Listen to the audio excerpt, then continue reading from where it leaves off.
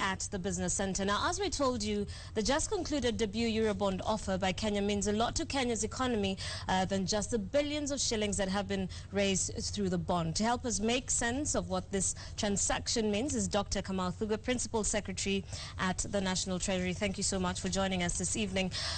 First of all, there was quite a bit of noise earlier on this month in Parliament and out of Parliament where Kenyans were saying, should we really go ahead with the bond? Just perhaps to start us off, why did we really need to go this way? Thank you very much, Marianne, to give me this opportunity to come and talk about the Eurobond. This is a Eurobond that we have been trying to issue for the last 7 years. I think now we have successfully done it. Let me also say that one of the reasons why, if I can put this in one sentence, this Eurobond is about creating jobs. It's about creating jobs for the youth, for the women, and also for citizens in general. And so, and why do I say this?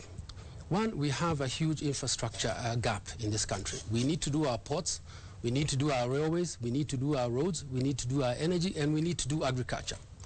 And by having the funds to be able to do all this, what it will mean is that we are able to become more productive, we'll reduce the cost of doing business, businesses will grow, we'll be able to employ more people, and we'll be able to export our products, not just to the regional markets, but abroad in general. So this is really about creating jobs. And second, what we've been able to do is to diversify our sources of funding as government, but also as a private sector. Because now, government doesn't have to rely on borrowing from the commercial banks here. If the commercial banks don't offer us a good rate, we can just easily go abroad and borrow more. And so by doing that, by going abroad, we leave more resources to the private sector here. And whenever you have more resources than demand, then obviously we expect interest rates to come down. And as those interest rates come down, we also expect investments to pick up. As investments pick up, businesses grow, jobs are created, and therefore, this is one way of trying to achieve our Vision 2030 of rapid economic growth and moving towards a middle income status.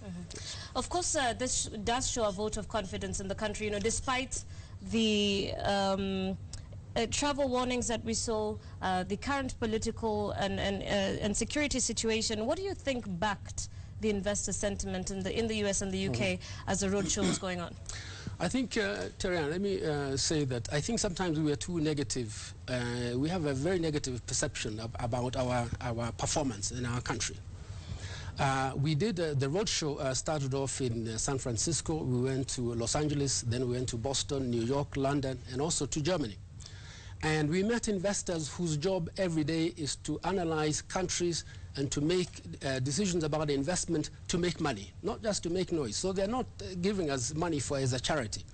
This is on the basis of what the analysis have found, and what they have found is that Kenya is a good investment opportunity.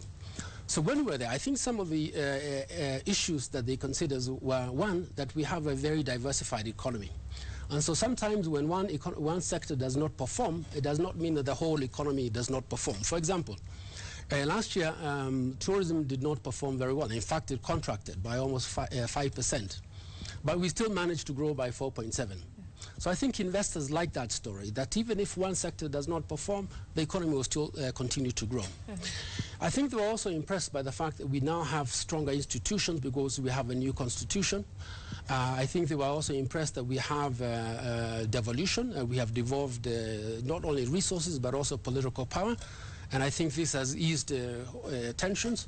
I think they like that. They like the fact that we have been able to run a fairly good management in terms of macroeconomic policies, both fiscal and monetary. They like the fact that we have a very vibrant financial sector. Our banking system is very deep. We have a strong capital markets. They like that. And they also like the fact that our debt levels are sustainable.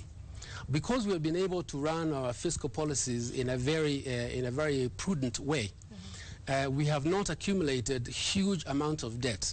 I think they like the fact that we have been able to do that. Our debts are sustainable, and even going forward over the medium term, they see that we will continue to do the right thing and to have the right and to have debt levels that are sustainable. Okay.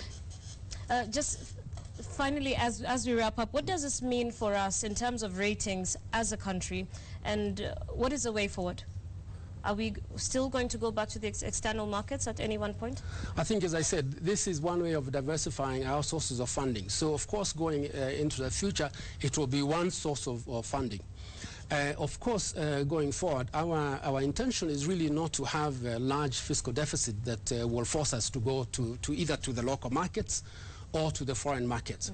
But to the extent that we will need to borrow, this is a new source of funding and will allow us to go there and leave resources here. And one last thing, one of the also reasons for going to for this Eurobond was to have a benchmark for the private sector here. So also the private sector doesn't have to borrow at high interest rates here and can access funds abroad. So it's not only good for the public sector, it is also good for the private sector. So in sum, we expect interest rates to come down, we expect investments to pick up, we expect growth to also pick up, and therefore we expect jobs to be created for our citizens. All right, thank you so much for joining us this evening. Dr. Kamal Thuge, Principal Secretary, the National Treasury.